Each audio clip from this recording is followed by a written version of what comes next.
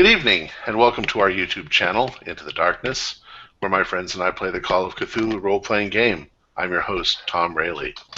Tonight we have episode 6 of That Damned House with Troy Wheeldryer as our game master.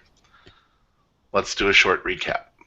After speculating about what had taken place inside the Hazard Mansion, the group decided to split up and explore various parts of the house. Walton went to the beach and explained the situation to Ellery and Isabeau. The three of them returned to the house when Walton speculated that the criminal, Ryan, was still inside the house, either alive or dead. Edward and Grace looked through the game room. They found an opening in the wall and ceiling that a small child would be able to get through. Grace saw something small with glowing eyes in the dark. They heard children's voices, and as they turned the corner, they could see the boards in the ceiling being replaced from the other side. Something slimy had climbed the wall effortlessly. Doctors Elijah and Brunner spoke with Prim. They explained their need to see inside the locked room. Prim revealed a dark family secret. He explained that he had a cousin who needed to be secluded from others. Solomon and Brunner insisted on observing this invalid. Peeking inside, Dr. Brunner confirmed that cousin Wilfred was indeed an invalid in restraints and a wheelchair, obese and seemingly asleep. At lunch, the investigators revealed most of their evidence to the family, insisting that a thorough search be conducted for both the pearls and for Mr. Ryan. Walton revealed that he himself had seen the crystal bats as described by Sophronia. The investigators, together with Detective Wheeler and his assistant, and the more ambulatory of the Hazard clan, began a systematic search for any clues leading to the whereabouts of the pearls and Mr. Ryan. Nothing was found in the basement, nor on the ground floor. Upstairs, they looked through the museum and made a solid connection to the Wichita tribe of Indians. Moments later, noises came from cousin Wilfred's room. Prim went to check and asked Dr. Brunner to assist him. The others, curious, came into the room as well. Dr. Brunner, once he had a better look at Wilfred, could see that he was far healthier and younger than Prim had described. Oddly, his mouth seemed far too wide. Wilfred spoke, calling each person by his proper name. He promised to explain the situation, asking everyone to join him. Once inside, Wilfred suddenly displayed astonishing strength, knocked down Dr. Brunner. The others, in terror, fired their guns into him, killing him. Then from the rafters came three odd children. Each displayed some bizarre mutation. They became upset that their father was dead, and so they attacked the investigators. One child, an amorphous blob, threw the Hazard pearls at Edward. Solomon fired his gun and hit the blob boy, but there was no effect. The house itself began to shake and crumble around them. Walton grabbed Isabeau and Ellery, and they ran to escape. The investigators barely managed to escape the house as it collapsed into a hole in the ground. Apparently, there had been a cavern system beneath the property. The rest of the Hazards seemingly perished in the rubble. Back at the hotel, the world around the investigators seemed darker and more terrifying. Time seemed to have slowed. People stopped paying attention to the investigators. What will happen next? All right, so you guys are in the steadily more creepy hotel. Hotel California. Hotel California, yeah. So while you guys are trying to figure out a way out, Dr. Taylor, where are you exactly? Well, I don't know. What all is in this hotel? It's very small. It's more like a bed and breakfast, actually. So really, it's basically someone's house, essentially, that you're staying in. Okay. I will be looking out the back door as much as I can. Okay. Like, I don't know where that would be, what room that will be in, or... Sure. But I will be trying to figure out how to get out the back door. So while you're kind of looking at the back door, you're strangely unable to get too close to it. It always seems like it's further. It's getting further away from you as you're trying to walk towards it. But all of a sudden, the back door opens wide, and it's really just like a void behind where the door is. But out of this void comes a little girl. And you actually recognize her. She is one of the children who you saw grieving over the loss of cousin Wilfred at the house. She says, "Please don't hurt me. Please don't hurt me." I'm not going to hurt you. Okay. And so she comes closer towards you, and this is the girl, and the smell hits you right away of sort of a rotted meat kind of smell. But you can see as she gets closer to you, she's wearing like a little white blouse sort of thing, and there's sort of a pulsating mass in her torso, basically where her stomach is, and you can see it kind of quivers and shakes a little bit, sort of its own volition. And she comes a little bit closer towards you and says, "We're here to help you." Why do you want to help us? Well, so, you know our dad, the one you guys killed? Yeah. Well, he's kind of our dad, but we have another daddy now. And we'd really, really like to go play with him some more. Who's your new dad? Well, he wants to meet all you guys, and he actually wants something that you guys have now.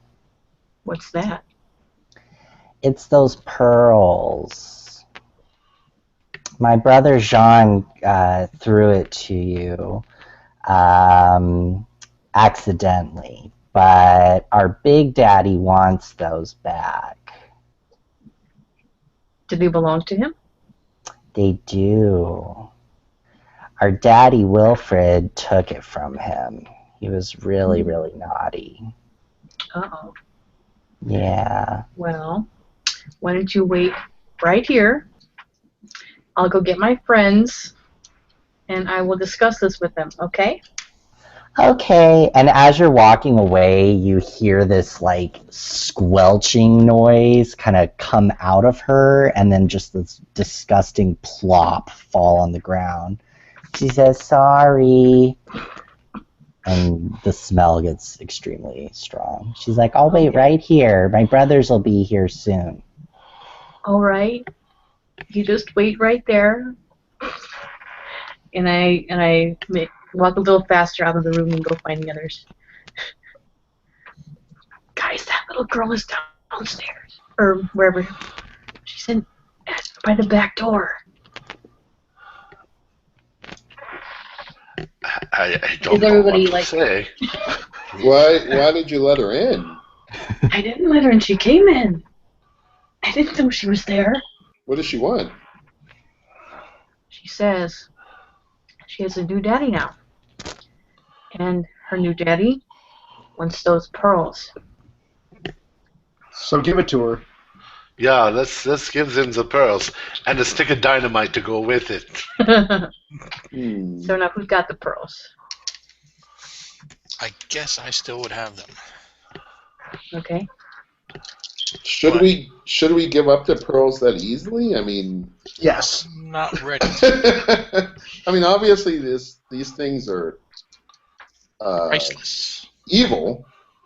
I mean, not the pearls, but these creatures. I mean, we saw them destroy an entire family. She didn't hurt me. It's because well, that's true. Yeah, because they could have just killed us and taken the pearls if they wanted them. Yeah, and These children might be some separate things from that monster that tried to sit on me.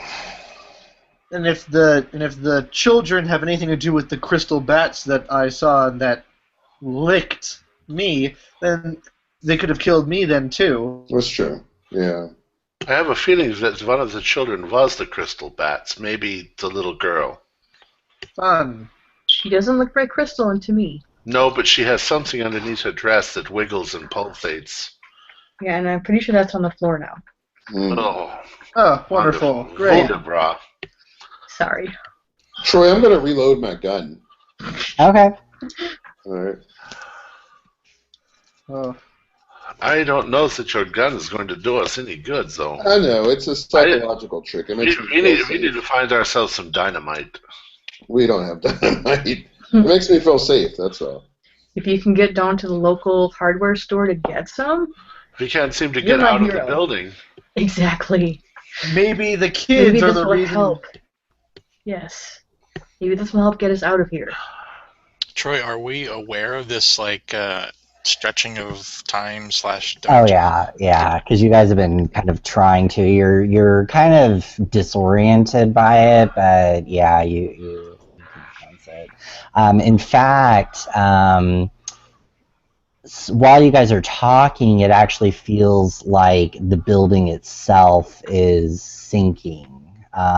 You get this weird sensation. And actually, go ahead and make sanity rolls, all of you, while this is happening. Okay. Oh, God damn it. Failed. Yeah.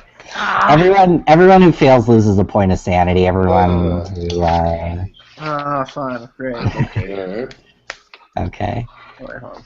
Anyone who passes, you're fine. You don't need to roll. But yeah, the sensation of sinking is now really palpable, and it's very unsettling. Can I look out the window and see, are we actually sinking, or is it a sensation of sinking? It's more like a sensation, but if you look out the window, it's almost like I guess the best way to describe it is sort of Millennium Falcon-y, sort of. All the lights seem to be just like stretched out. So if you're looking out, it's basically just a series of like lights being just stretched out. So you really can't see a whole lot. Yeah, tunnel vision. Yeah. So is the booze still in the room? yeah, there's still whatever you have in there. Let's drink some. I'm gonna drink some. Well, Dr. Bruner, how are you doing health-wise? I'm bruised. That's it. And, okay. Yeah. So you're not in any danger of dying or anything, right? No. Just mostly my ego, but my bottom took some slamming. Okay. Okay. I guess my question is, do you need me to help you heal? No, I think I'm okay. Okay. Okay.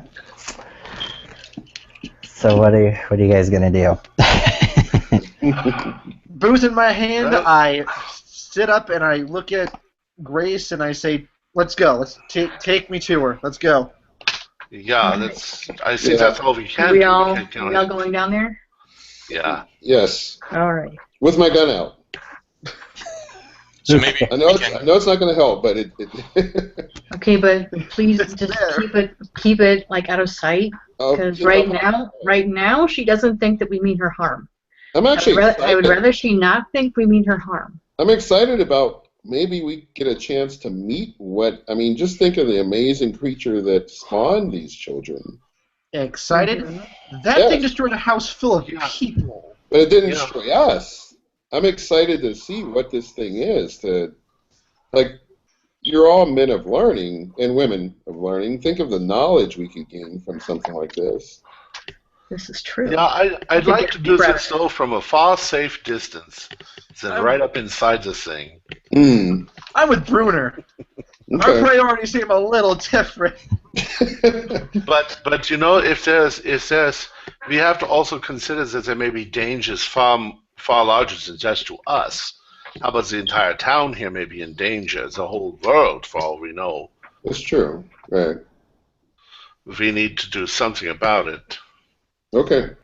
How do you think they managed to keep something in the caverns and have it never do anything to them? Do you think it has something with the moving of the jewels? Yeah. Is the moving of the jewel? Oh, you mean the Pearls. Yeah. That makes sense. It was maybe never... the same? Maybe it was just asleep. Who knows? We don't had to we do don't with even the know old lady this. feeding it regularly. Yeah, Well, could be. You know, there's missing people. Walton, I can tell you that in the Caribbean, growing up, what we would build houses over the graves of our family members, because the belief was that the house itself was sort of the seal to keep the dead under, in the ground. So it could have been that the house was actually kind of the thing keeping this entity or whatever it is in the cavern. That is another brilliant stroke of genius. I take a swig and I say, "Remind me never to go to the Caribbean." It's a beautiful place, Walton. You would love it. Oh yeah. Lots of rum. And the women and the rum are, And some little dolls that excellent. stick needles in. Yeah, you don't want those. Yes. All right. All right, let's go. Let's go talk to this little girl. Okay. So as you guys head downstairs, you notice that she's not alone. She is with the little sandy-haired boy that you saw earlier, and the amorphous blob. Tongue boy and blob boy. Yes. Blob boy has stretched himself out, covering up the entrance to the void / back door. So he's kind of like a webbed figure right now. And then Nathaniel's just waiting with Nathaniel's the other boy. Mercy would introduce you. So little Mercy, says, oh, she says, oh, it's nice to see you guys again. I still wish you hadn't have killed Daddy, but he did some bad things, so that's understandable. She introduces Nathaniel and Jean, who's the blob boy, amorphous boy, and she just kind of explains, oh well, Nathaniel can't really talk too good. He has a big long tongue, and she kind of giggles, and Nathaniel reaches out his tongue just to show you guys. It's pretty disgusting. And John, he's not too happy with you guys right now, especially you. And she points to Solomon, and she just says, "You were really naughty. You tried to shoot him, but nothing can hurt John." Obviously, I humbly ask for your forgiveness. We did not mean to kill your father so easily. We were actually in there to help your father, and then he attacked us, and we were terrified. We didn't know what to do. And John, protect ourselves. John, I shot you because I was afraid. I thought that you were going to destroy me and also my friends. I reacted as you would have had something, threatened you and your family. Jean doesn't say anything, but he reaches out a tentacle to Mercy, and he hands her some papers. Mercy says, "Oh, these were with our daddy, and we think you should read them. It gives, I don't know, a little bit more information, I guess. That's a big word, information. I learned that the other day." And what an interesting effect that you, especially you, Walton, notice is basically the light that's coming in from the bed and breakfast is hitting Jean's body mass, and it's actually producing sort of a crystalline effect, and it's extremely similar to the crystal view that you got up in the attic. So. My face kind of sinks.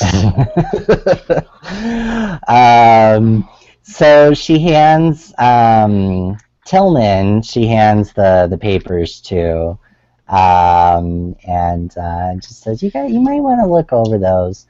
But anyways, our Big Daddy wants to see you guys.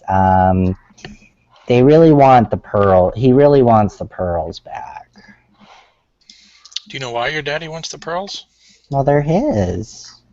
Oh. Well, what happens if we don't give you the pearls? We die. Well, if I'm going to say Well, to the little girl, Jean speaks up and says, "Do you like being where you're at right now?" well, the thing that Jean, with all due respect, the thing that I find interesting is that as powerful as you all are, and you resisted the bullets that shot into you, which again I apologize for, you haven't simply come and taken the pearls. Why is that?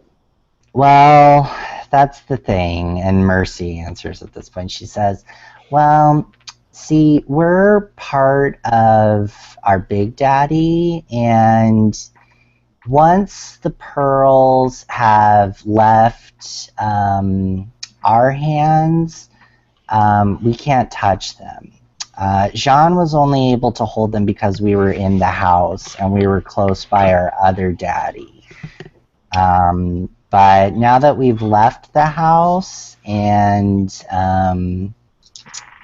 you guys have them now, they're kind of your what's the word, Sean? Responsibility." And he kind of intones that to you guys. And she's like, "Oh yeah, responsibility." And so we can't really touch them without you actually coming down to give them to our Big Daddy. Right. What are the pearls? Really? Obviously, they're not just pearls. She kind of looks to Nathaniel and John like confused, and Sean just says, "That's none of your business. There are daddies. You're gonna hand them over to him." So then, okay. So, Would you guarantee our safety? Yeah, they say, "Yeah, we'll escort you down there." How about getting out? yeah. Yeah. Yeah. Will you guarantee that we'll get out safely as well? Well, that's the thing. We might not be able to. Daddy has some friends down there, and they're not so nice. Friends? Yeah. They look kind of like Jean, and she kind of giggles. Kind of. Well, you see, if we're going to do this, we need to be able to protect ourselves. Now, you wouldn't want to be sent over to someone else's house only to have them hurt you, would you? Yeah, that makes sense. Mercy is she's like, "Yeah, that makes sense. I agree." And Nathaniel kind of nods too. Jean is just silent. Jean's like, "We need to go now. I'm sick of being here. I want to go home." You can't really tell really because he's a blob, but he's older than the other two, and so he has kind of a teenager's attitude about him. Are these friends? You said that you're a part, and I'm kind of like speaking to the older children. She said that you're all part of your daddy. Does that mean that your friends are also part of your daddy, and therefore your siblings? Yeah, I guess you could say that. Okay. They're not too nice, but they leave us alone, so. But it does feel good to be home, and so Daddy wants us to do this for him before we stay with him forever. Can you give us 2 hours to decide what we're going to do? Jean kind of like, ugh. Mercy's like, well, make it quick. Daddy's kind of impatient. Just 2 hours. But that means we have to go into town. Yeah, we can. I think we can let you do that. I'm gonna have to come with you though. Totally fine. Wait. She has to come with us? Yeah, just 'cause Daddy, he wants you to kind of stay where you are if you're not going to come with us. Jean kind of interrupts and says, he wants you dead if you don't hand over the pearls. He'd be totally fine having you just starve in this bed and breakfast or whatever the heck it is. Yeah, Is it no. possible that just one of us goes with you and you let the other ones go? Well, it's probably gonna have to be Tiln. Well, Mercy kind of thinks it over and says, "Yeah, I guess that's okay." I can go with Tillman. Well, I was going to go. So, We're all alright. a bunch of stupid heroes here. What's Well, what's life if you don't crack a few eggs? So I imagine Solomon wants to go because he wants to see the wonders of the universe. I do. Her name's Mercy, right? Yeah. I'm going to ask Mercy. Is there a way? Have you always been as you are right now, or were you once like we are? She kind of gets what you're saying. She kind of like covers up a little bit, and she gets kind of shy. No, I'm gonna say to her, I'm gonna say, no, sweetheart, don't be ashamed. That's whatever it is. It's beautiful. I mean, your uniqueness is beautiful. I'm just asking if you were ever, were you less unique at one time in your life? She says, no, we've always been in the house like this. We were able to get away from our other daddy, and we've always been this size, and we've always been like this. For how long, do you know? Mm. Mercy kind of thinks, and she's like, it's been a really, really long time. But she can't really give like an exact time frame. She doesn't. You can tell that they don't really think in that way, I guess. You know, like so talking about like days or hours or months or it's just years. It doesn't really function well with how they think. But she's like, I guess it's been a long time. John, what if we did this? I'm gonna kind of like step forward. What if we did sort of a trade? You know, Mercy comes with us. We go to town. You take one of us. We'll meet, and then we'll go all together. So that way, everybody wins. You have something of ours. We have something of yours. John's like, okay, fine, but we need to let's just go and do this. Let's get it over with. So one of us has to go. You want to roll a die? 5? Yeah. No, I'll happily No. go. I would happily go. Oh, well, so then why don't you guys? Cool. You So- mean Yeah, go? You So mean Troy, go? am I able to be scanning these documents while this is all going on? Yeah, that's fine. I mean, I can go ahead and just read them real quick if you want, or if someone else wants to. Okay, so just to let you guys know, I'm seeing there's they're talking about the pearls are not necessarily pearls, and they are offering protection from the nameless one. So if you guys go down there by yourself, you may not be protected. But what if we met like at the house? Like we didn't go into the caverns. We just went and we met and then we went. So, but that's a thing. Is that if we're if we lose the protection, then how are we gonna get out? Right.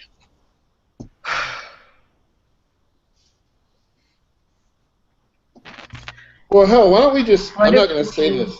I mean, I'm not saying this. I'm saying this out of character. Why don't we just take the pearls and leave? If he can't seem to You leave. can't really, yeah. No, yeah. I mean, John has made it pretty clear that you guys probably won't be able to leave the bed and breakfast, and that you'll pretty much just die a horrible, slow death. Well, he said he would let us go in town, right? And that Mercy would come with us. But if Mercy's a part of it, then they're probably part of some collective consciousness. So here's what I'll say.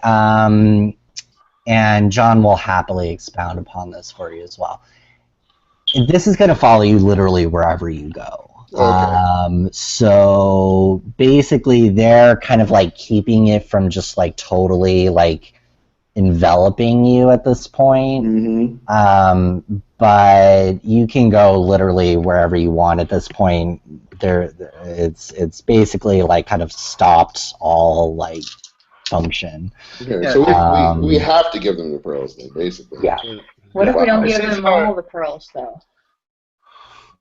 But if it's the things, the unspeakable one or the unnamed one or whatever, then it know Yeah. how many pearls there were. Would it, We though? need to know more. We I am need to saying know this more out of about it. character. I am saying this out of character. What if it doesn't know how many pearls there are? Yeah, and I'm out of character. I think that if we're all going to talk out of character, let's plan and talk out of character. Yeah, let's just meta for a minute. Yeah. I'm thinking of asking the child how many pearls are there, and if it doesn't know the actual number, maybe we can take the pearls apart and hide a couple on our persons. Mm. It's a good idea. That's not a bad idea. Mm. I was thinking about just maybe like getting in other pearls and being like, here, these are yours. The old switcheroo. Are you gonna ask her? Are you gonna ask her that? Okay, yes, I will ask her that. How many pearls are there really? She says, I don't really know. You don't? No. Oh. How about your brothers? Do they know? John says, this is getting ridiculous. No, I don't know how many pearls there are on the string or whatever. I think that a lot of this is going to Okay, depend on good, what the good, document good. says. We need to know what's on the document. Okay, I'll go ahead and read it out to you guys then. So, or if one of you guys wants to, that's fine too. Okay, I'll do it. Okay, so it's a long one, so settle in. This starts it. This document is actually found within the Hazard house in the remains of Wilfred's wheelchair when he's been killed. Whoops, forgot to give you this, guys. The testament is a lengthy document in which Wilfred does his best to explain what has happened to him. It is clearly quite old. The writing is fading, and in parts the yellowed paper is torn away, taking words with it. Throughout the manuscript there are marginal notes in a variety of hands, the import of which is noted at the end of this handout. The text itself is written in English, although it would seem it was not the author's native language. So since you, I guess, Tillman, you were the one who read it in its entirety, is that correct? I was like skimming it as everybody's talking, so. Okay, so it's way longer, but if you do end up doing it, you know, there's sanity and Cthulhu mythos involved.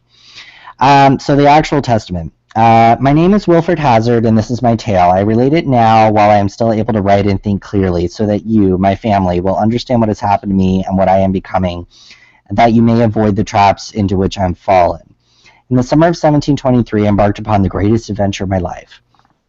Wilfred tells of a French expedition to search for the fabled underground city of Quivira, a city made of gold. The expedition struck out to the west, and with Indians from local tribes as their guides, managed to find a path to the subterranean land where Quivira lay. They found Quivira, he relates, and other cities that surpassed it in both beauty and riches. The towering golden spires of Quivira paled when compared to those of this new place, gigantic structures reaching out to the cavern roof impossibly high above us. All around us, the lanterns caught the twinkle of gold. Every surface, every structure, it seemed was constructed of the metal. Surely here were riches enough to make us all kings. If only we had taken what we could and turned back then, but we did not, because we knew that beyond this place there must be another which was richer still. Wilfred explains that the sheer value of all that surrounded them drove some of the expedition mad with greed, and the others were forced to kill them before the whole group was endangered. Despite such things, they explored further until they began to discern the signs of habitation. At first we argued whether we should proceed, for who could say what manner of creature might make its home in so deep a forgotten land. Forgotten a land. However, we soon decided that as long as the creatures left us alone, we need not worry about them. It was clear that whatever lived there was not human, although there might once have been some similarities. The ancient carvings we found depicted bizarre beasts with the shapes of lizards and worse. The lizard creatures seemed to have lived in those great cities, making idols and altars to enormous blasphemous gods. Many a night we slept with the horrendous images from the shrines we had found haunting our nightmares, and many a morning one or another of us would wake screaming and wreathed in terror at what we had seen. We chose to ignore such warnings, however, until we found the wraiths. Odd wraith-like forms beset the expedition. Wilfred describes the forms as little more than a collection of floating blue lights, and yet it is clear from his narrative that they disturbed the entire exploration team. While it does not indicate that the wraiths directly harmed the expedition in any way, they chose to turn around and head for the surface a short time after they first encountered them. It was decided that we would head back to the surface and outfit another larger expedition. By this time we had a great deal of gold with us, but that was not all. I discovered a strange token made of a substance we were quite unfamiliar with. At first I believed it to be a string of dark lustrous pearls, but since that time I have doubled that assessment, for they are unlike any pearls I've ever seen, and they are far too large. It was this token, I think, that spared me from what we were next to encounter. Shortly after they started for the surface, the expedition suffered a catastrophe. With no warning whatsoever, the ground spilt asunder and many of the team were lost. Wilfred speculates that it was almost as though there were a conscious intellect below them, reaching up to prevent them from leaving. They had to retrace their steps several times, as similar chasms barred their passage, until they found themselves straying into the vast dark caverns filled with shifting shadows. Even as we clambered over the debris, we could tell that there was something watching us, a cold, baleful presence. We moved as fast as we were able, resting for only a few hours until we were too exhausted to continue. Several times the surviving explorers were attacked by shapes and shadows they could only dimly make out. Tentacles reached out from the darkness, dragging screaming men off to their doom. The survivors fled into the dark time after time until only a handful remained. Then, when they seemed to be only a day's journey from the surface, they encountered a dreadful creature, which the other formless monsters seemed to follow as their leader. It bore the likeness of a great toad, oozing and fetid. Wilfred describes the encounter as a massacre. This I know, to my most bitter sorrow, that I alone of the 30 men survived this encounter. I shudder still as I think back to see its gaping maw envelop those I had traveled with so far with. Many a night have I wondered how I, of all of them, could have survived, and indeed remained unscathed as the carnage went on around me. It is my belief that it was the token that protected me that day, the dark string of pearls I had found. I feel that nameless creature's desire for the object and its frustration, for I believe it could not harm me while I possessed the token. It is only through its power, I am sure, that I escaped the attention of the wraiths and formless things that so blighted that necropolis. And yet I did not escape unmarked, for even as I fled in terror, I felt a moist presence at my back, and for a single moment I knew a boundless pain as something thrust itself within me. To this day I've been unable to say what exactly it was that found its way within me then. But even now I can feel it within me, contorting my body, and God help me in my soul. While my mind and body are being deformed by whatever it is that caught me that day, I feel now that it is the token that holds the key to this dreadful curse I brought upon us. I can feel still the desire burning in that loathsome beast, a desire that cannot rest until the token is returned to those nameless caverns where it belongs. I can discover no way to destroy the token, nor have I been able to in any way free myself from the bond that I can feel has been created between me and that foul creature. I have come to see that the token is somehow part of the soul of that blasphemous toad god, and that by possessing it I am bound in some way to the beast. It presents me this token. That venture is now 60 years gone, and still I show no signs of aging. Instead, my undying body warps, and I am prey to hungers and terrible urges that are not my own. And further, I am unable to take my own life. Some part of me, or of the baleful creature to which I am now linked, will not allow me to harm myself in any way. I must make haste to finish this document whilst my mind is still my own, and I beseech you, my great nephew, to keep it in your hands and pass it to the fittest of your sons when he reaches maturity, as you have already promised, for the great love of family that fills you. and keep the pearls safely, for it is only by their power that we were able to keep it at bay. I know that should we lose the token, that thing will surely come for us. To these oaths I bind you, you and your descendants to the last generation, on peril of the most fearful consequences. If my condition becomes known, I will surely be destroyed, and this curse will infect another of you, the best and brightest and fairest. Of this I am sure. I beseech you again, keep this thing, this foul carcass, hidden, though I should forget all thought and due care, to tell no one, to attempt no trespass further where once I have trod, at the peril of your immortal soul, for man was not meant to go there and return whole. I pray daily for death, and it does not come. I know that I have passed from God's grace, but if he will not spare me, perhaps he will attend you, who are blameless in this. Therefore I pray in God's grace that he may bless you and keep you in this year of our Lord, 1785. Wilfred Hazard, a most unhappy soldier. Notations cover the manuscript attesting to its veracity. Some fragments detail rituals of sacrifice enacted upon children of the family who were born deformed. The evidence of the notes suggests Wilfred is directly responsible for most of the children, and that almost all are born mutated and killed soon after. Alright, so now you guys know all the secrets. So I'm all having you guys do sanity checks, by the way, because I'm assuming you guys are going to check this out. But we can do that at a later time, I suppose. Oh, okay. So Tillman kind of relates that in bits and pieces to you guys. Like I said, time doesn't really exist right now. So Mercy says, if you guys need to go into town, that's fine, but we really need to get going. Okay, let's go into town. Well, wait, what are we going in town for? Dynamite? It's not going to help. Well... Like, we obviously know that I put 3 bullets through that blob, and he's just a kid. And the bullets did absolutely nothing, so we can probably surmise that his father is even more powerful than he is. I don't imagine You can that... bring down the cavern this way. Yeah. Oh. The dynamite will destroy the cavern, and will keep them in there, protecting the town. Yeah, are you guys willing to sacrifice yourselves to do that? Yes. I'm willing to sacrifice myself to do that. Good man, good man. Well, We don't have a lot of choice right now. It's been a long time coming. I'm assuming you guys are all saying this out of earshot. Yeah. I think that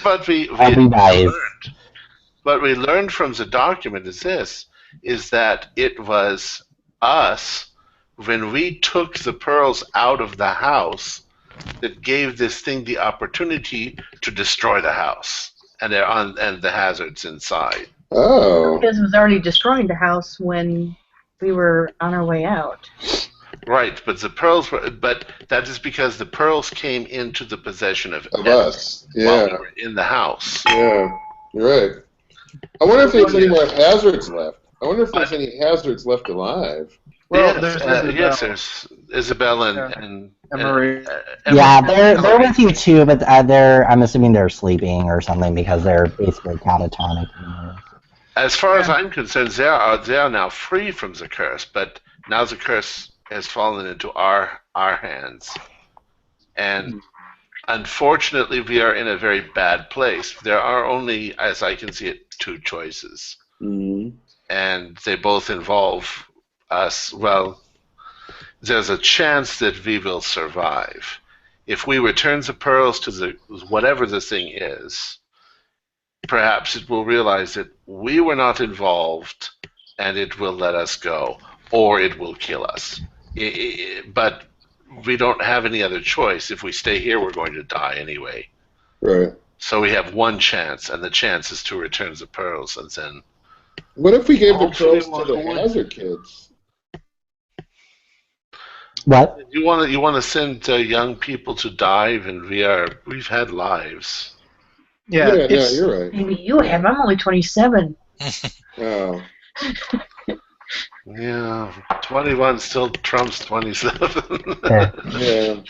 Yeah. Maybe Grace can stay here. Maybe Grace, you don't have to go. You don't all have to do I was thinking about that. Maybe I could stay and look after them. You stay and watch after the kids. They don't like to be called kids. Yeah. Is No, it it worth don't. trying to split the party and send like 3 of us down to negotiate if possible? I think there's one chance in hell that we are going to get out of this at all. Yeah. That it could reach out and destroy us all, no matter where we are in the world. Right. But listen, if we were to get dynamite and if we were to load me with it, you guys could get out while I destroy the cavern. I don't think we would need to do that. We can just place it along the trail as we go, couldn't we? But the things would see that. They'd know. They'd see that we're placing it down. The Right. best way to do it is if we surprise them if things go wrong. Right. I agree. Destroying the cavern might not do anything at all. You know, but There like may, you there, said, may be there may be networks of caverns going through the entire country. Wilfred didn't find the city of gold here. He found it in Oklahoma or something like that. Well, damn, guys, we don't have a lot of options. We don't have a lot of options. Let's just take us some nice whiskey, give us a drink, and then. I already got that, buddy. Okay, what about splitting up these pearls? Yeah, I don't think anything that we try is going to backfire. Yeah, that is just negative thinking, Doctor. It would just look like if you were some horrible monster and there was a chance in hell that you would let them go. If you found that they were trying deceit on you, you would let them go. Right. You'd have no chance of escape. Let's suggest that this thing is intelligent, and it's far more intelligent than any of us, because it's done all of this. It's orchestrated all of this. So, what if it assumes that we're going to split up the pearls? You know, maybe the best thing to do is just to give them to it and then leave. Give them what they want. I think I have found throw my yourselves on their resolve. mercy. So while you guys are discussing this, and I'm assuming you're doing it in like the dining room or the entryway, kind of away from the back door. Probably one of the bedrooms.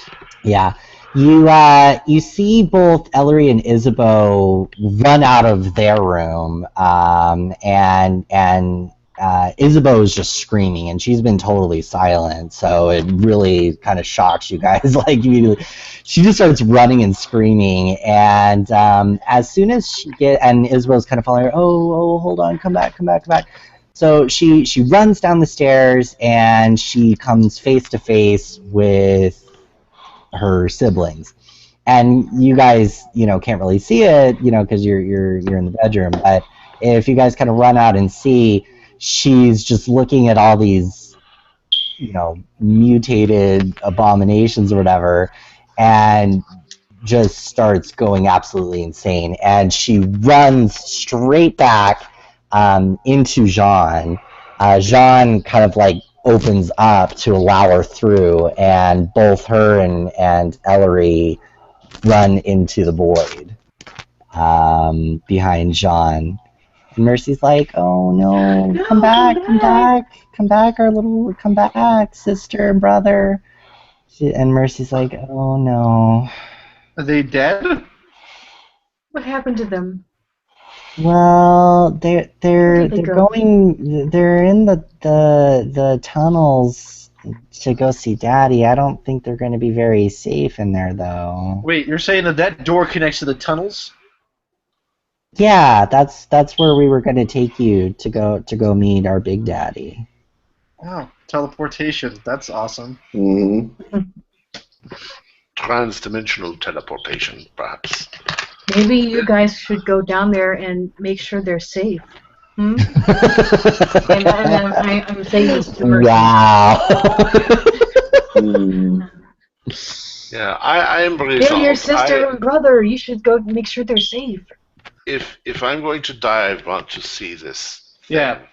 Like I've said, it's been a long time coming. We've all done some shitty things, me especially, so let's get it done. Grace, are you seriously like really not wanting to do it? Okay, can you make a sanity check for me, please? Right. Yeah, I made it. Okay. 6. Go ahead and make a sanity check and an idea roll. Okay. Wait, another sand check? No. Okay. Just do I was the gonna idea say, wait a roll. minute. Yeah. This is there! Alright, idea. Okay, 71, I made it. Okay, so just so that you're aware, you are fully conscious that Ellery and Isabeau are probably going to their deaths, and you're totally okay not helping that. So just so that you know, the guilt will be on your mind probably forever. No. I was trying to. And just totally aware that letting them run to their deaths is okay with you. I was trying to encourage the little blobs to go after them. They're their sister and brother after all. Oh, they're going down, but they're not leaving without you guys, basically. Unless you guys just want to die. Which from the testament, you may not even die. You may just be stuck in this horrible deathless state, like Wilfred too, and slowly morph into what he became. That would actually be preferable to death. Really? Okay. Become this incestuous toad creature who murders. Incestuous infanticidal. Well, I want to toad creature. Yeah, that sounds wonderful. I'd love to role play this with you guys. I don't know how this is done in the Caribbean, but no. Well, I'm seeking transformation. I want to see secrets. I mean, I want to. So stuck in this bed and breakfast for all of eternity. As an obese, disgusting toad creature. Powerful. You forgot powerful. Right, yeah, insanely and immortal. Powerful. That's true. I mean, yeah, you can crush people. They come and kill them. Okay, all right. I'm willing to roleplay this with you if you want. If you want to keep everyone else here in this bed and breakfast for the end of time. And actually, I think you guys intimated this. Walton was infected with whatever Wilfred had. So really, he would become the incestuous immortal toad creature, and would have to would have an insatiable need to mate with Dr. Taylor. Female. To reproduce and also create things to eat. I know a little something about biology. Frogs can change their sex. So that too. That too. So this would probably turn out not good for all of you involved. All right. The froggy orgy.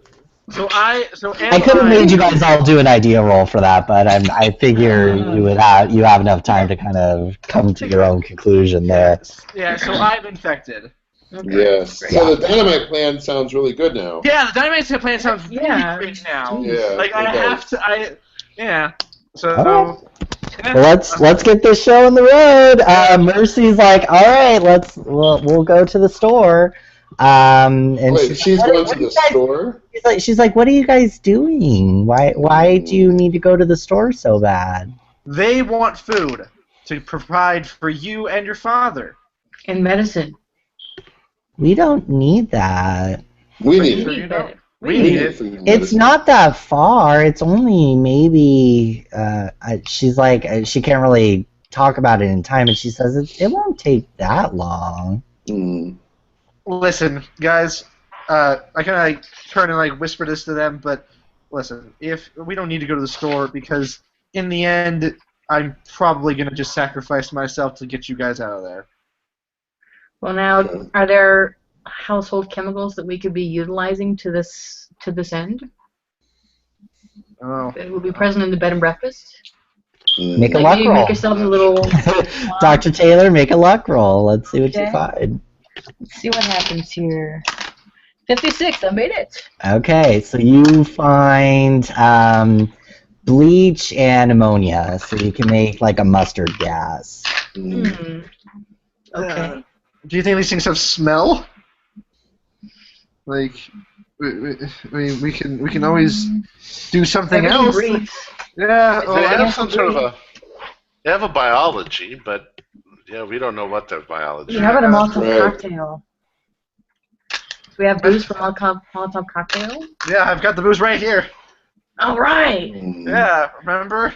Okay, What- cool. what is it? All right, so you guys have a couple Molotov cocktails. You can make some mustard gas in a pinch. John says it's time to go, otherwise I'm shutting the door forever. Okay. All right. And also Ellery and Isabel are probably dead because you guys have been wasting a lot of time. So Oh, he's I'm so sorry. like, you just killed our siblings. And Mercy starts crying, and Nathaniel's all You sad. could have gone after them. Hmm. We can't leave without them, and without you guys. That's what Daddy wants us to do. So come on, Well, at least one of let's you could get have. going. All right. Let's go. Now Alright. let's go. Okay, so you guys finally head into the caverns. Luckily, Ellery and Isabel are just a short ways away, and they're cowering in fear, but they're okay. Maybe not mentally, but they're unharmed. So as you're kind of walking into the caverns, there's sort of a luminescence to the caverns, but you really can't make out a whole lot, maybe 10 feet in front of you. And you guys are making a lot of twists and turns, and John is kind of leading you guys, and Mercy and Nathaniel too. But you guys would totally get lost if you had gone in by yourself. There's no way to figure this out. But as you kind of navigate through these sort of labyrinthine tunnels, the walls, from what you can kind of see just from the sort of luminescence coming off of Jean and what little light exists in there, are slimy. You can hear and feel little glops of slime falling on you from the roof of the tunnel. I opened my umbrella. So you guys are kind of walking through this. You, out of the corners of your eyes, you sense shadows and things moving sort of in your peripheral vision. Stuff that you'd probably rather not see. Troy, while we're walking, Yeah. Mercy's with us, right? Yeah. Can I ask Mercy? Can I say, Mercy, what is your secret? What's underneath your dress in that area, in your abdomen? I've noticed that you have some wonder growing there. Would you share it with me? Show me what it is. It's kind of private. She says, I might show the lady. Okay, understandable. That's all right. You could show me. Okay, so she kind of pulls you aside and just kind of lifts up her dress a bit. Below her is basically all of her internal organs are on the outside, and so her intestines have basically just totally wrapped around her, and you can see that kind of pulsing and pulsating along sort of her intestines. So Dr. Taylor, you're gonna have to make a sanity check for seeing I figured that was coming. seeing her and all of her glory. 64, made it. Okay, so go ahead and still take like a point of sanity because this is really disturbing. And she's like, so you're shaken, but you keep it together. So she kind of lowers it and says, "It's a little icky, I know." Well, it's all right. It's just the way you are, sweetie. We got to keep moving, though. Let's keep going. And I don't By the feel way, this is kind of a Can scary I- place for outsiders. Can I see well enough to be making a sketch of where we're going, like a little map? You would have to stop and probably do that. And also the lighting is not that. Okay. Yeah. So, so you guys are walking, and it's maybe a couple of hours. You guys kind of make it into a cavernous area. And it matches kind of syncs up to the testament that you guys had read about. There's and it's fairly well lit in here, so you actually have a pretty good view of things. A lot of basalt, a lot of weird, disturbing carvings. I'll leave it up to your imagination, but it's definitely a sight to behold. So go ahead and make a sanity roll for me, all of you guys, just for seeing this like horrible. I got a 95. Cavern. Oh wow. Okay. Wait, All right, so whoever loses, go ahead and take a point of sanity off, just for sort of seeing this utterly alien, spectacular sort of view, sublime in the romantic sense, I guess. So as you guys kind of file into this cavern, you see forms start to appear from the cavern, from different kind of cracks and crevices. They kind of coalesce into three larger forms, and they bear kind of a passing resemblance to Jean, but there's no human features whatsoever to these things. They're more shadow than actual living biological creature. So they're pretty horrifying, but they're keeping their distance from you guys. And Mercy kind of says, "Oh, those are the other children." She's pretty creeped out. She says, "Yeah, don't get too close to them. I think they'll leave us alone, but they're not very nice. They're even meaner than John." John kind of chuckles. As you guys have moved along, John has he was pretty sullen already, but he's now become even more kind of alien to you guys, and he's kind of lost even that sort of teenager kind of rebellious kind of thing. Now he's just become just you get this sense that he's kind of lost a lot of his humanity. So you guys are kind of in this cavern, and it's pretty awkward because there's not really a whole lot sort of going on. You have these kind of creepy blob figures sort of surrounding you, and you guys are just sort of waiting there. As you guys are waiting, you hear sort of a rumble come from within, and sort of some of the rocks, boulders start kind of falling. You kind of have to move to the center of this sort of cavernous opening, and all of a sudden you see this huge, disgusting frog being. It's hard to describe because it is furry in addition to being distinctly reptilian.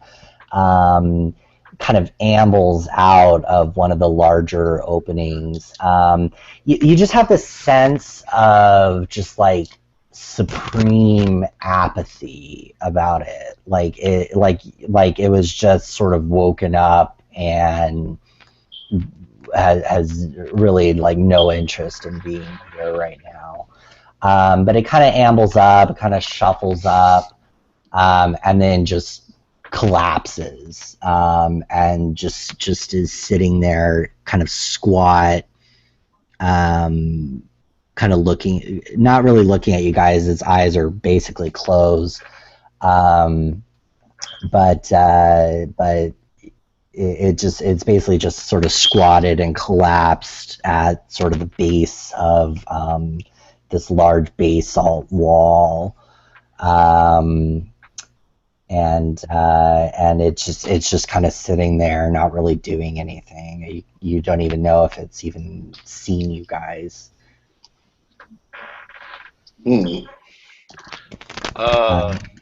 Merci, is that your father? That's our big daddy. He's a little sleepy right now. He as she kind of says that, you hear this just large, disgusting belch come out of it, and it's just like the smell is just this rotten smell. As you guys are just kind of standing there looking at this horrible thing, you just get this just sense of meaninglessness, I guess, just kind of overwhelms you. Go ahead and make sanity rolls too, just for seeing this creature. Made it. Made it. Yeah, I made it. Okay, cool. So, you don't really get like a sense of danger at this point. Obviously, you know, this thing is pretty malign. You know, it obviously, like, it's not a beneficent force, and it's just utterly revolting. But he seems more tired than anything at this point. All of a sudden, though, once you guys are just kind of standing there wondering what to do next, he just reaches out a gigantic arm, and this clawed hand sort of unfurls about, you know, maybe a few yards in front of you guys. And Mercy's like, I think he wants his pearls back. Give him some pearls. I don't think we should. I think you should give them to him, and we should get out of here. We're not going to get out. And if you give him the pearls, I think he's going to be more energetic. I think he's enervated right now because he doesn't have the pearls. He seems weak. I don't know. I'm going to turn into one of these things, so... Man. What? I don't think we have a choice. Are we all armed? I got my little handgun. Oh. And we got that My one bullet. Molotov cocktails. Do you guys want to attack him? Oh, shit. Well... We're surrounded right now, aren't we? Oh, yeah, that's true. John overhears you guys, and he kind of starts chuckling, like... Oh, fun. Oh, great. John, if we hand over these pearls, do we have any kind of assurances that we can get out of here safely? Jean doesn't answer you, but Mercy says, I can see about trying to get you guys out of here. You guys have been nice to me.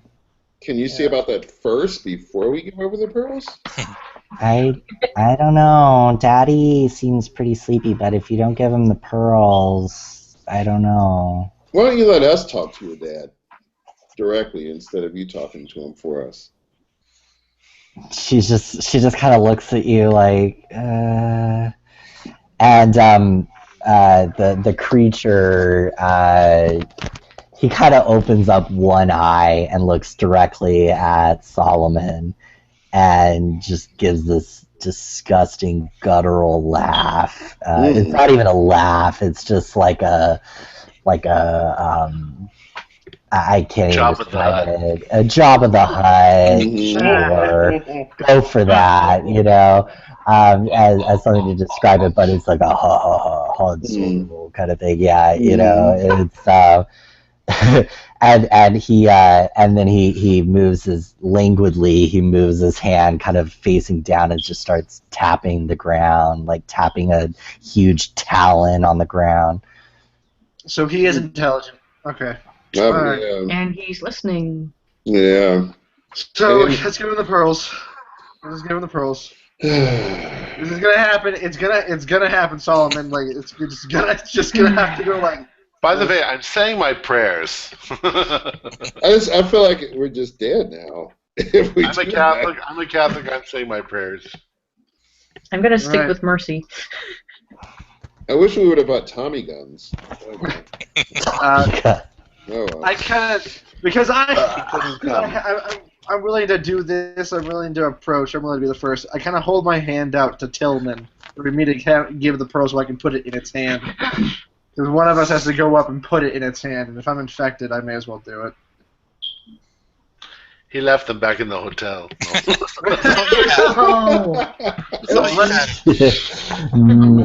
Unless Tillman wants to do it. Go ahead, Tillman. No, I agree with you. I'll hand them to you, and I'll move close to Mercy. So if things go bad, I'm gonna grab her. Oh, why did you have to give me the pearls? I wanted you to do. Okay, so I take the pearls and I approach. Do you want me to hold your hand, Wilfred? Yeah, hold my hand, please. Okay. So I'm gonna hold your hand. No, I'm gonna end up being your mate anyway, so why the hell? Yeah, we may as well get to know each other. Yeah. I'll buy a drink after this. Okay, so I'm gonna go and I'm gonna put the pearls in its. I'm gonna approach its tapping claw. He lifts his hand up, his palm up, I guess, or it lifts its palm up. Okay, is it still looking at Solomon, or is it now looking at me? It has an eye on Solomon, but now it's opened up its other one, and he can actually move it kind of like chameleon-like. Yeah. And he has it faced on. Well, it's kind of half closed, but he has it on you too. Okay. So I hold up the pearl so that it can see, and I'm gonna put it in its paw, and I'm gonna hold up my hands, and I'm gonna step back. Okay. He closes it, and he takes a deep sigh. And he's just laying there, moves his hand back, and then he gets up. All right. Gets up.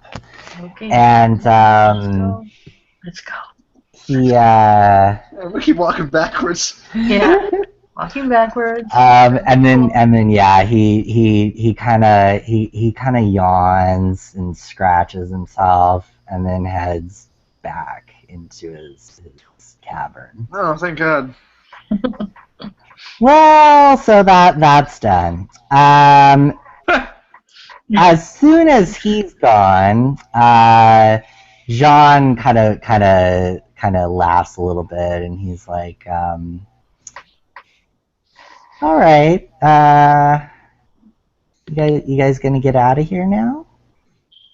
Yeah. We'd like to, yes. Oh, we'd like to. If you lead us back to the surface, yeah. We've done what you asked us to do. We've been nice. Okay. I'll give you to the count of 5. 1. I start Running!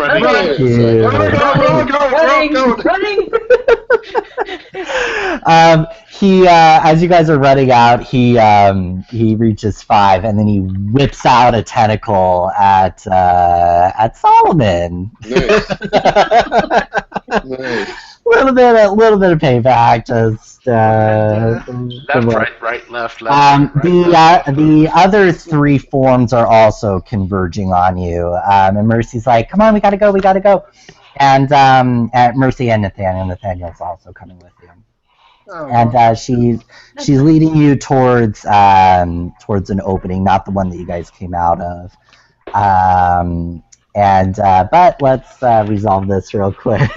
Jean's little. Do I see his tentacle? Can I try to dodge? You guys have been running, so you have your Okay, back to see him, it. Okay. unfortunately. All right, that's cool. Yeah, Okay. sorry. Let me do this real quick. Okay. All right, he makes that. Okay, so he's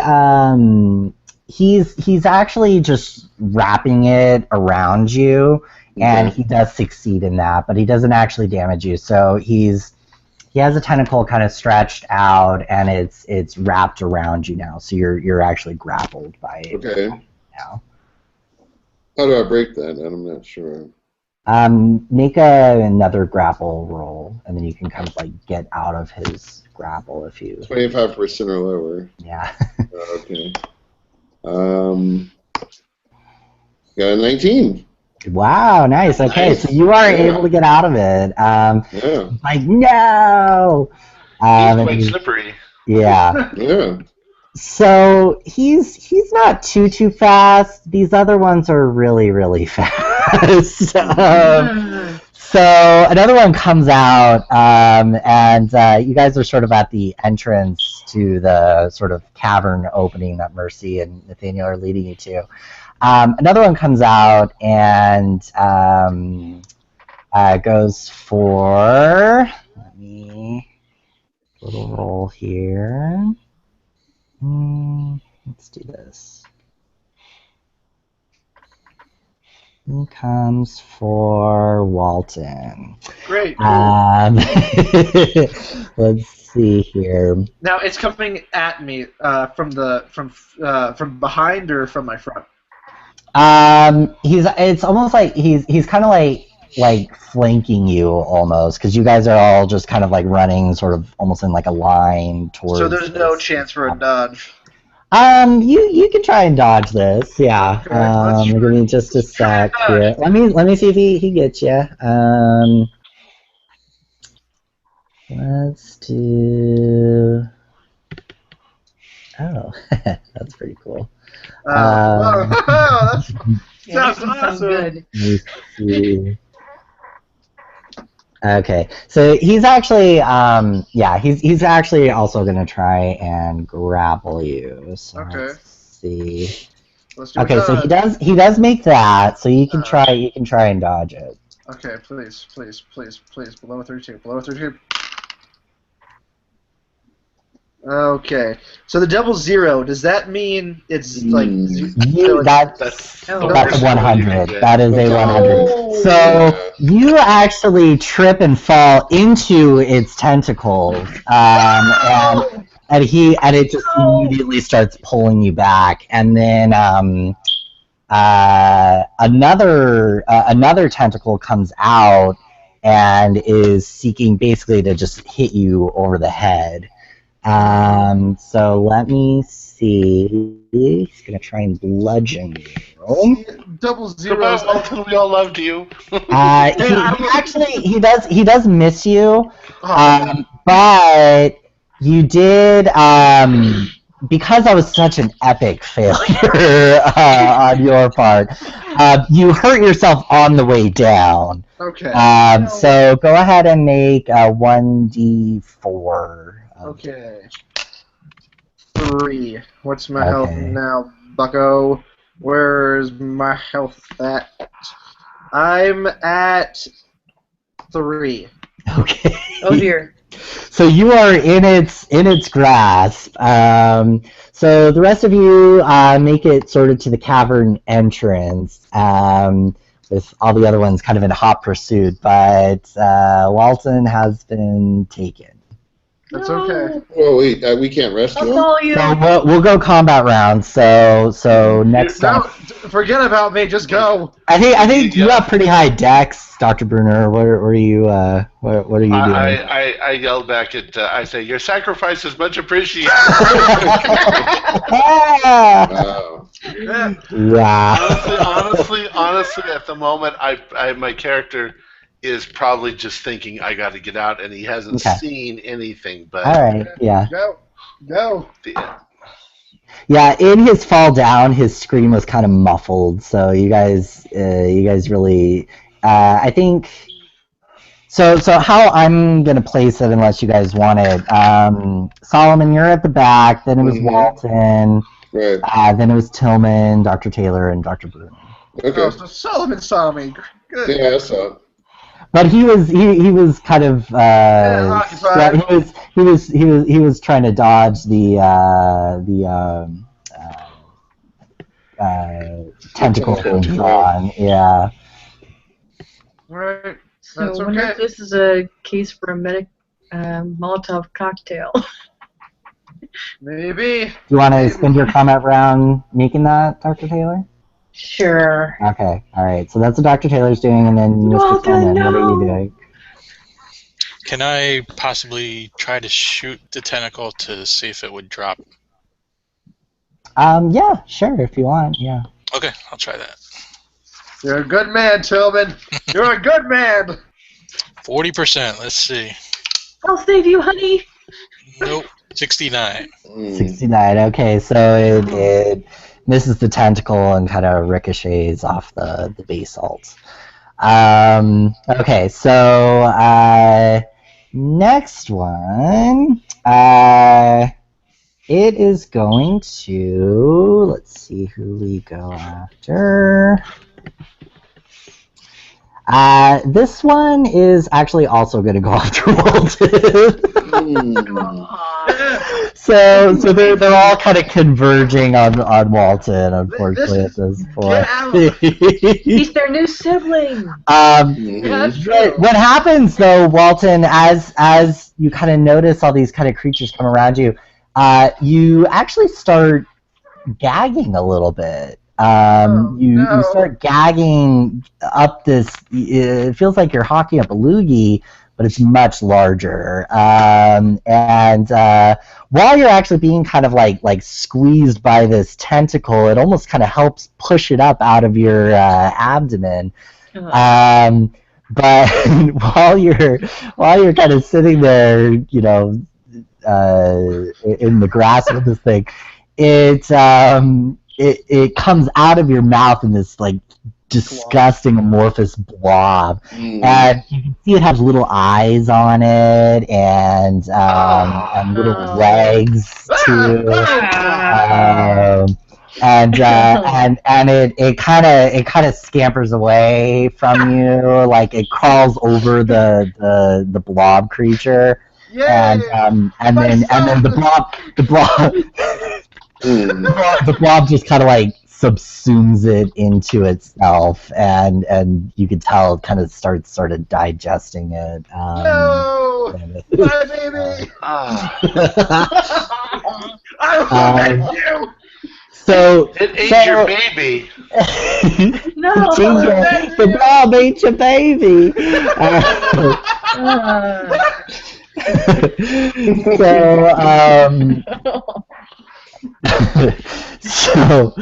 So the other blob creature kind of sidles up to the other one, and actually they kind of start fighting over you. It's kind of an interesting thing. They actually start kind of like the other one. Let me just see if he grapples. Here comes the tug of war.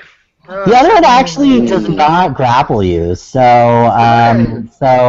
the other one still has control on you. I don't know how good that is, but you'll be ripped apart.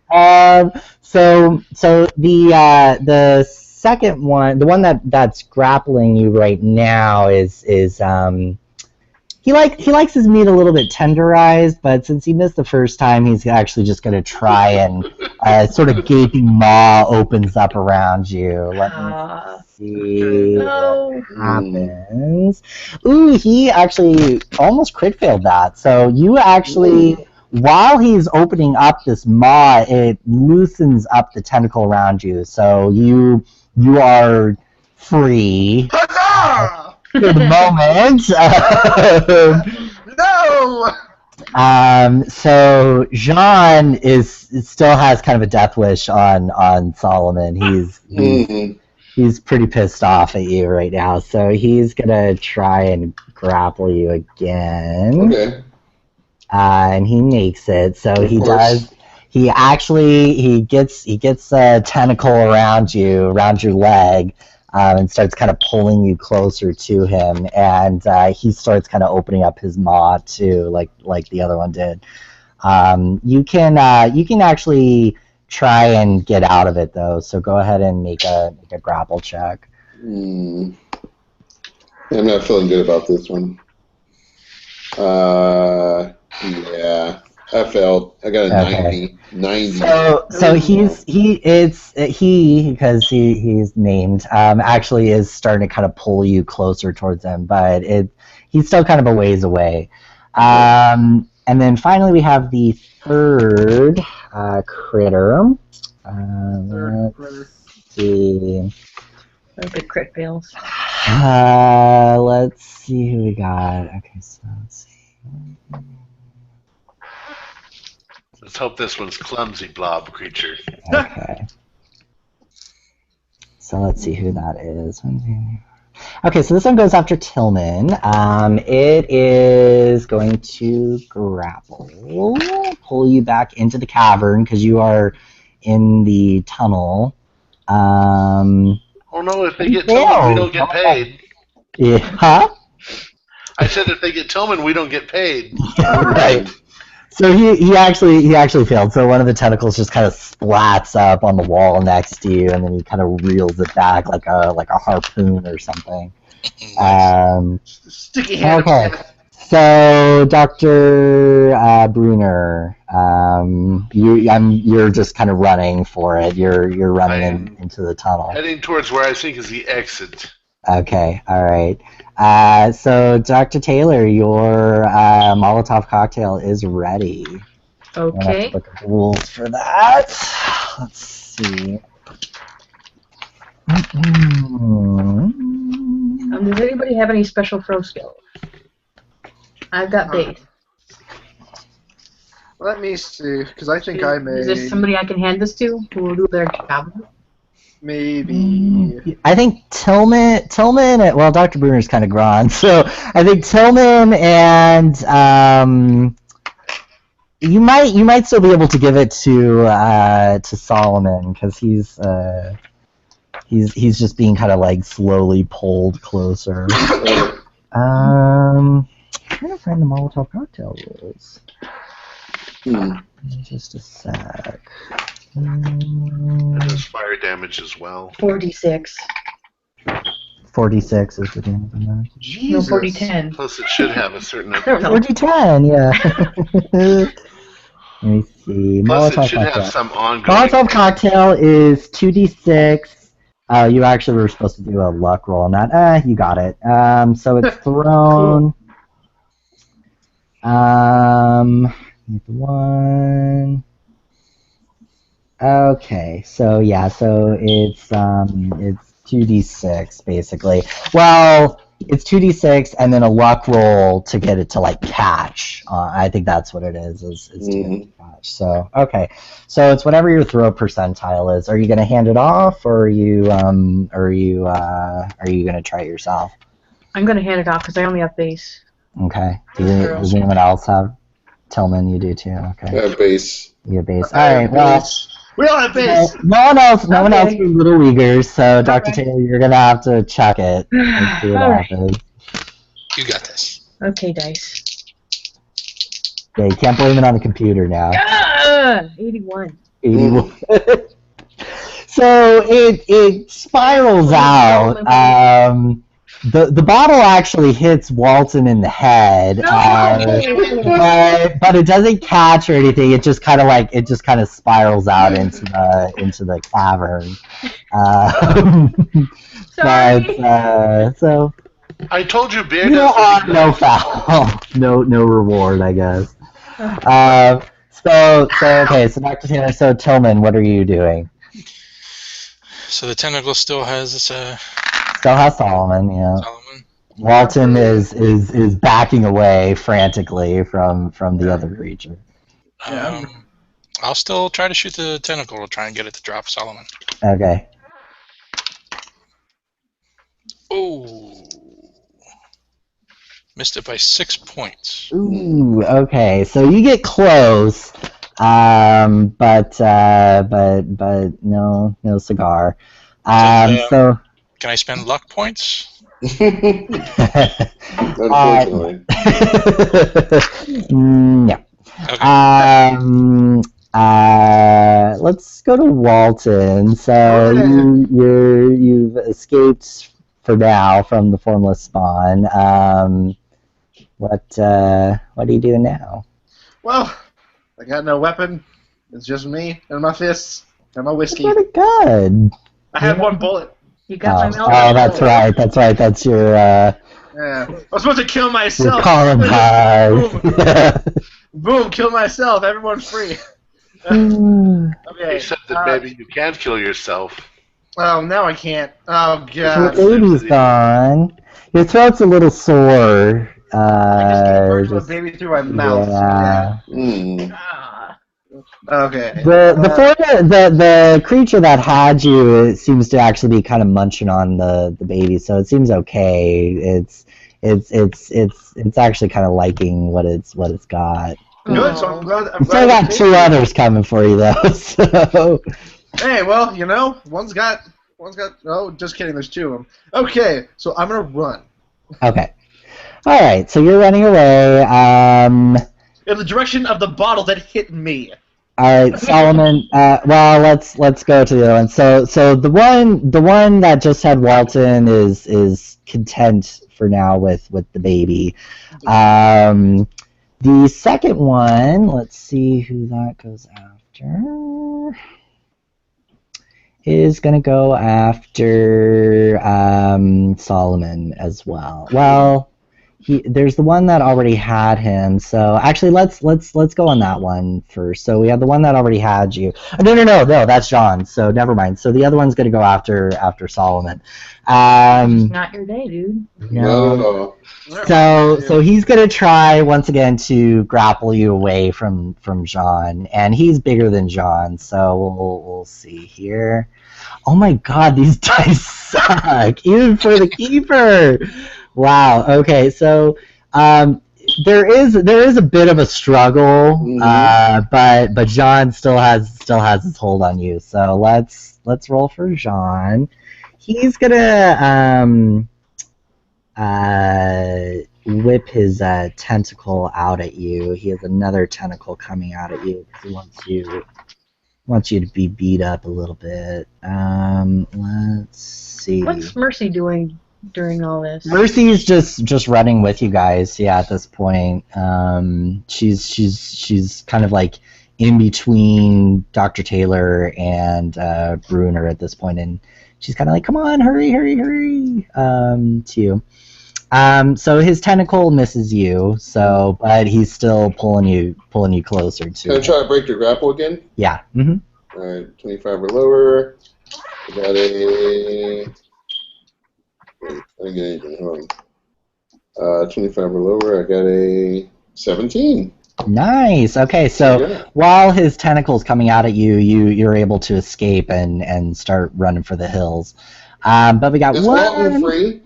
Walton is free. Yeah. Okay. But we got one other critter coming for you guys. So let's roll. See who he goes after. He's going after Solomon. Great. I'm sorry. I'm sorry, buddy. He's just gonna try and smack you. Can I try to dodge this one? Yeah, you can try and dodge this one. He hits. Yeah. I want to say that my conscience starts to get to me. So what I do is I make sure that Mercy and Grace go ahead of me, so that I'm between them. Nice. All right. But I'm still running. You got a 20. All right. Cool. Okay, so you and that's lower than your dodge. Yeah, my dodge is 22. Nice. Okay, you guys are rolling good. So so the tentacle misses you. You're able to dodge out of the way. So Dr. Bruner, you're doing that. Dr. Taylor, Mercy, you guys are hightailing it out of there. Yeah. Okay. It's fine. I'm just. We've got to be a certain distance now away from what's going on back there. Yeah. Oh yeah. You guys are up a ways from the carnage. So Tillman, what are you doing? Well, everybody's free, so I think I'm running. Okay. All right. And then Walton? Run with Tillman. If I can see Tillman, I'm just gonna follow him. I don't care if we get lost. Okay. So all you guys are in the tunnel now. And Mercy kind of has to stay close because you're going to get lost in here. So she's trying to. She's like, okay, well, she's like trying to manage it, but she's doing it like with like a 6-year-old, 7-year-old sensibility here. So it's a little tough for her. But she's kind of directing you guys out of there. Jean and the other ones are kind of like fighting to get into the tunnel, so it bought you a few minutes. But one of the forms just kind of like bursts out of the rest of them, so you have one kind of following up behind you right now. Okay, let's. Do we have any other Molotovs left? Yeah, we made a couple of them, didn't we? So we should. I forgot also. Ellery and Isabeau are with you guys. They've also. Yeah. They're. I forgot about that. Sacrifice them. Tillman, you actually did kind of start a relationship with Isabeau, so I would love to see this play out. If Walton's trying to sacrifice your girly, but their genes are bad. they're running. They're terrified out of their lives. For now. All right, let's at least kill Ellery. He was a dick. Yeah. He didn't do anything to you guys. Can we strip him? Okay, you want to grapple? Yeah, go ahead and grapple him if you want. Oh, he's gonna hit you. Your girlfriend's gonna hit you, bro. Yeah, that is true. Stop for that. You don't like that. And Mercy may not like that either, but we'll see. Yeah. Okay. Are you gonna grapple? No, I don't think I can do that. Ah, man, that would have been awesome. Walton, you're a moral degenerate. I think in the process of almost being eaten, I've gotten over that whole suicidal thing, and I'm just like, nope, not gonna die today. If I'm gonna die, I'm gonna die on my own terms. Nope. So I struggling. I say, what if we pour alcohol, we light a fire, and it creates like a flame wall? That's what I was thinking. Yeah. Okay. Okay. I don't know how you guys are lighting these fires, but okay. Sure. I already had her light up a Molotov, so apparently someone has a lighter with them. Oh yeah, I think we must get matches because most of us probably smoke. Yeah, that's true. That's true. I assumed, I have my matches. I know Dr. Bruner wouldn't, but yeah. Okay. So all right, yeah. So who's doing that? I'll do it. Who's running last? Like maybe you could throw it Oh, down. no, I'm not last, so. Well, I was last, but I'm trying to get out of here, so. Okay. Okay, so I'll do it. I'll do it. Why not? I'll pour it out and I'll light it. Okay, cool. So you spend your combat round doing that. Everyone else is running ahead then. Okay, so you pour out the alcohol and light it, and you get a nice sort of flame. So you're running as well. The creature. Let me make sure. Okay, so it does stop at the fire and is kind of like trying to get through it. So that bought you a little bit of time. But now the other ones have scurried in there as well. And Walton, you notice like as you're kind of running, you look behind you, and they've taken Jean now, and they've wrapped their tentacles around him, and they've placed him over the fire as like a blanket almost, and you can hear this like horrible shrieking noise from Jean as he's like roasted over this thing. Let me see. So flame hurts them. We've learned that. Mm-hmm. He's just shrieking. I'm not actually sure how fire damage works. Sorry, I'm a bad DM. 4d10. Oh well, 4d10. Yeah. Yes, it has the same power as Cthulhu. All right, let's see. Yes. Actually, I think I got it here. Okay, so what all are you guys doing besides running? If you're doing anything else? I'm just running. Just running. I'm just leaving this place behind me. Yep. Yeah, just running. Alrighty, cool. Okay, so let's. Okay, so you guys are going through like kind of twisting, turning.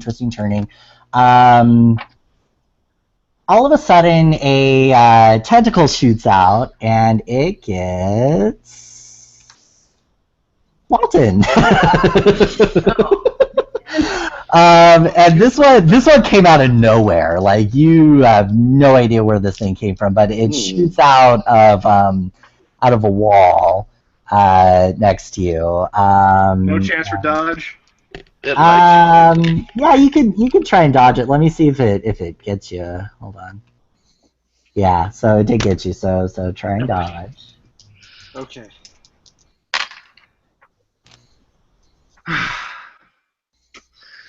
$30. So. 30. I passed. I got 30. Oh, you did. Okay. All right. So it it shoots out and it tried to actually grab your neck. But you're able to rip yourself out of it. Okay. So you guys are limping along. You hear them coming up behind you though. They're following you just as fast as you guys are running out. Mm-hmm.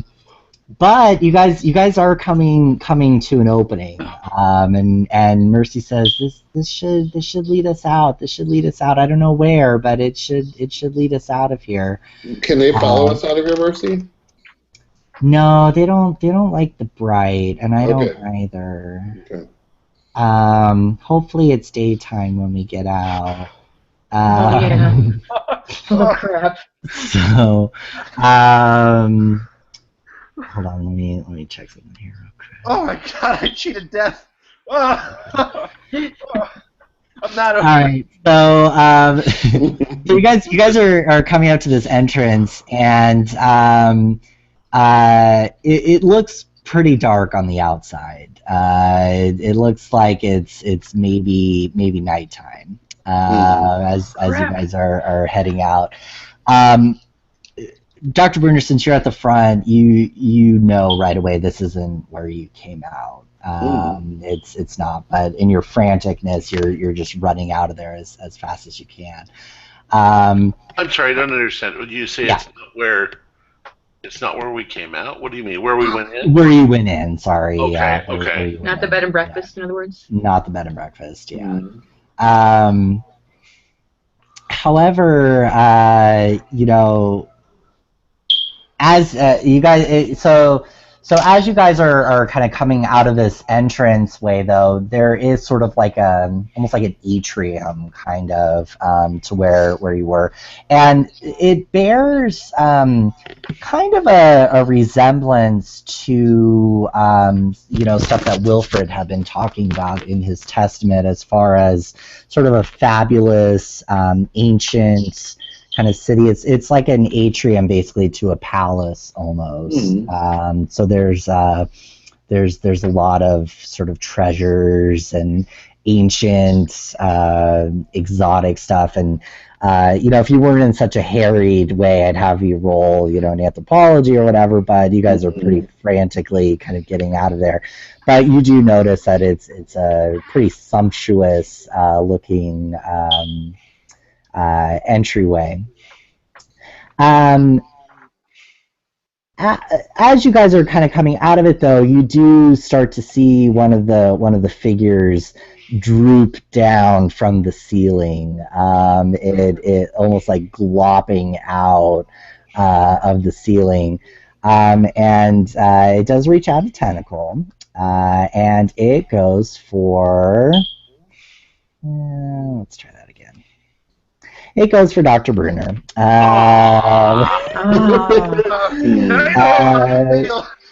It does go for Dr. Bruner here, and it reaches out a tentacle. Let's see what it does. Okay, yeah, it gets a hold of you pretty strongly. Okay, so no dodging. You can make a dodge if you want. Yeah, we'll see what happens here. My dodge is 34, and I got a 34. Oh, you made it. Okay, cool. So, you guys are rolling too good. This is no fun at all. But it actually... Yeah. Okay, so it reaches out one at you, and... let's have one reach out one to Dr. Taylor, too, because they can reach out multiple tentacles. I forgot to say that. So it's gonna reach out one for Dr. Taylor, and it makes that too. So you can try and dodge it. Yeah. Okay. 38. I missed it. Okay. So it does get Dr. Taylor, and it starts to pull her up to the ceiling.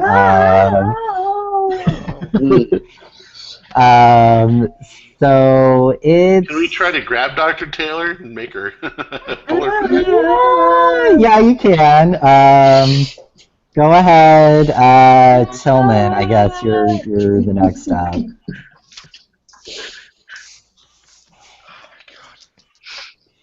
Was there a jump roll or something?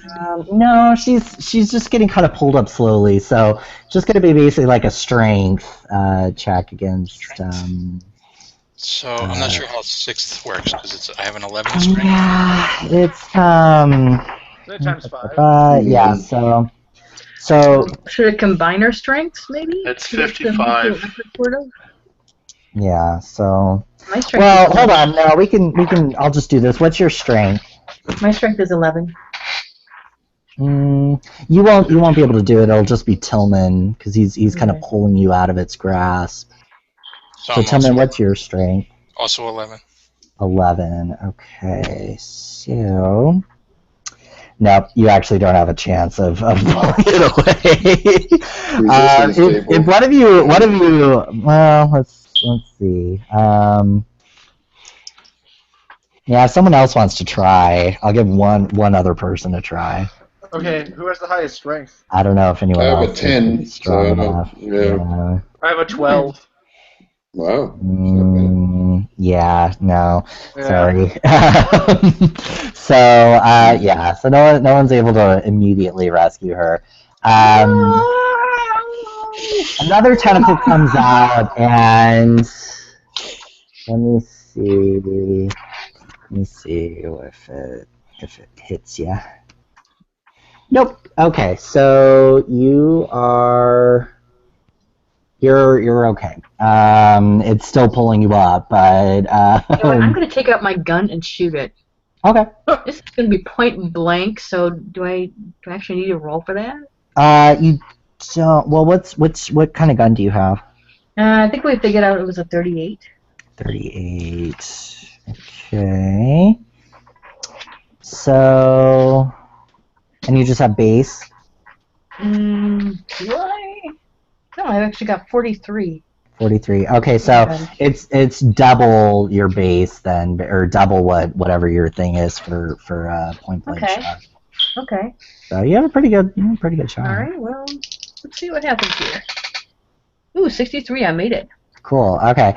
So you fire a couple rounds into it, and it doesn't react right away, but it does loosen the tentacle, but it didn't do any obvious damage to it. So you can make another grapple check. Okay. Pull out your lighter and try to light it. Wait, what am I rolling against? My grapple? Your grapple, yeah. Oh, I've only got base grapple. Yeah. 33. Dang it. 33. Yeah. Did not make it. So you're unable to get out of it, but its grip has loosened up. She's now too far up for you guys to grab. I'm panicking, guys. like Oh The my entrance God, is what right happened? there. The entrance is right there. Or Ah! egress. Grace, do you want me to shoot you? Yes. Wait, shoot me? Yes. No. Put you out of your Oh, misery. well, I mean, yeah, like the whole, like put you out of your misery kind of thing. As you guys are No, not talking, yet, its yeah. maw is opening. There's Oh, sort of an shit. opening growing into Can I it. take a shot at it? Well, my 3 shots. Yeah. Ooh, shoot inside the mouth. Yeah, I'm not point blank, so I'm only at a 50%. Okay. But all right, I got a 87, and so that's a miss. I got a 73, that's a miss, Mhm. and I got a 57. I missed all 3 times. Nice. Yeah. Okay, so you just kind of shoot wildly at it. No obvious effect. So the maw is opening. Let's see what happens. Nope. So it's still kind of pulling in, but it has to kind of increase its girth a little bit more to kind of fit you in. It's used to smaller fare than a person. However, it is also going to try and soften you up a bit. Oh. And that was a crit fail. So it actually drops you. Oh, nice. You're about let's say like 20, 30 feet up though. So you're going to take some Okay. damage at the hit down. Go ahead and do 1d6 of damage. Okay.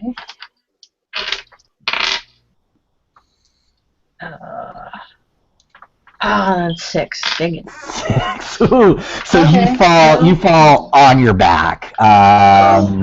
Ah. Oh. The wind is knocked out of you. You can taste blood. Still got 6 points though.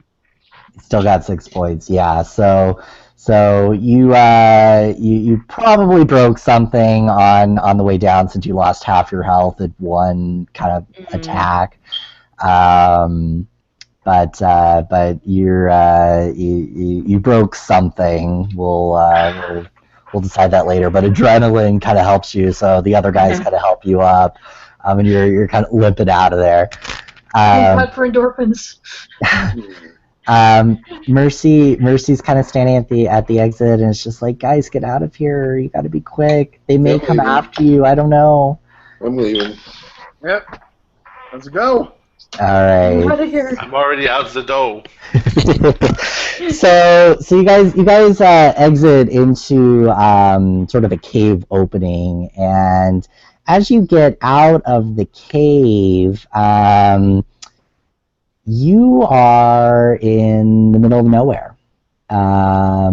You are there's no signs of civilization. But what's the terrain like? It is wide open plains where We're in the Oklahoma. antelope play.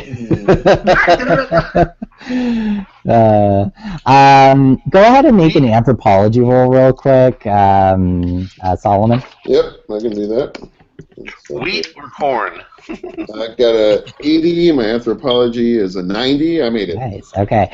So you, in sort of the distance, it's dark. It's sort of like dusk. You know, the sun should be coming up shortly. Mm-hmm. You notice burial mounds from the Wichita Indian tribe. I will share this information with the group. Yes. I'll tell you that I believe that we've been teleported somehow to, I believe, Oklahoma, right? Yeah, if it's your closest guess, you'd say either Kansas or Oklahoma. Yeah. So that we've been somehow teleported very far away from home. Yeah. That's very nice to know, and I just keep running. Yeah. Yeah, I mean, I keep running also. Yeah. So after running for a while, you're pretty much safe. Dr. Taylor, let's say her leg is broken. So after running for a while, the adrenaline wears off, and she is unable to run anymore.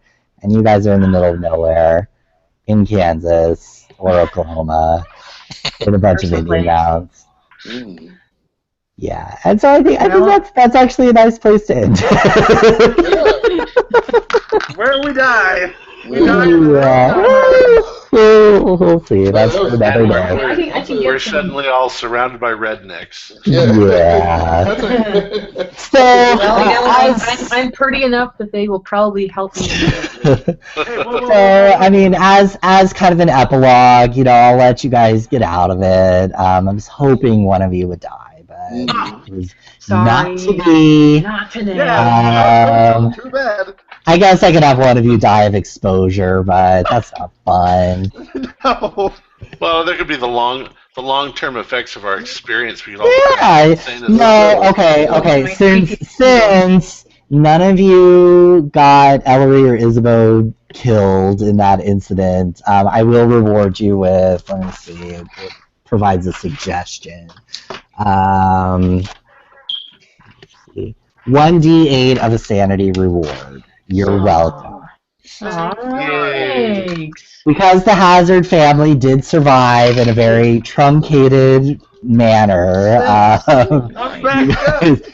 you guys figured out who stole the pearls, and you guys did a bunch of good stuff. So All right. We did. add your little sanity, but because you guys are kind of wandering around in the wastes of Oklahoma, I'm sure you guys can study the Testament in more detail. Go ahead and lose like one. Go ahead and just say you all lose one sanity. Plus, you guys gain 2 Cthulhu Mythos, Nice. so you guys lose 2 sanity from that too. So 3 total. All right. Unless you decide not to read it, but there's nothing else to do in the middle of nowhere. So I'm figuring you guys want to learn all of it. Somebody's probably reading aloud. We can all hear them, so. Yeah. We'll probably wait a couple You of guys, months. you guys know pretty much all the horrible secrets of the Hazard family, so you guys are all pretty well acquainted. And you guys did meet a great old one, so I think you guys get some Cthulhu Mythos for that. He didn't seem that great to me. It's okay. Whatever. Apathetic. I could have had him have one of you for a little treat, but That's what I was He expecting. was I the was same guy we met the last one. nice. I was nice to you guys. Whatever. The Toad God. Same. No, I like Same these guy. characters, so keep you around for a while. Oh, We'll good. have to save them for thanks. later. Yeah, these characters are fun. So. Yeah, Walton's coming back. I don't know how or when, but he's also... So, explain the effects of this infection to me. Like, what the hell does that mean? Yeah, what's going to happen to him? You're fine. You excised the spawn from within you.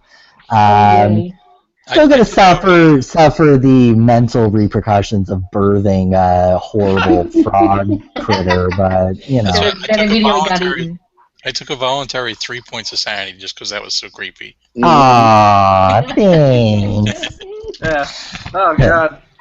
Yeah, that was pretty disturbing. So, It's like but something thank from you the guys. This was so much fun. Thank you. Yeah, thanks for Really well playing. done. Great job. And thank you, Great fellow job. viewers, for sticking around. Yeah. Yeah. Hopefully our viewership will grow because of games like this. Oh, my God. Well, shall we close up? I think so, yeah. Yeah. Okay. Investigators, thank you for your participation. Yeah. Thanks, Troy, for a wonderful game. Thank you. Thanks to all of our viewers for watching. We hope you enjoyed our game session. Remember to subscribe to our YouTube channel, and if you'd like to join us as either a player or as a GM in an upcoming game, feel free to contact me via email. Please tune in next Wednesday at 9 p.m. Eastern Standard Time. We're going to start a new scenario, Mr. Corbett. I myself will be the GM, and I'm going to try really hard not to make a fool out of myself doing it. Until next time, always remember, if there's no light left to guide your path, your only choice is to venture into the darkness. And bring a Molotov cocktail. Yeah. Yeah, couple of them. Good night.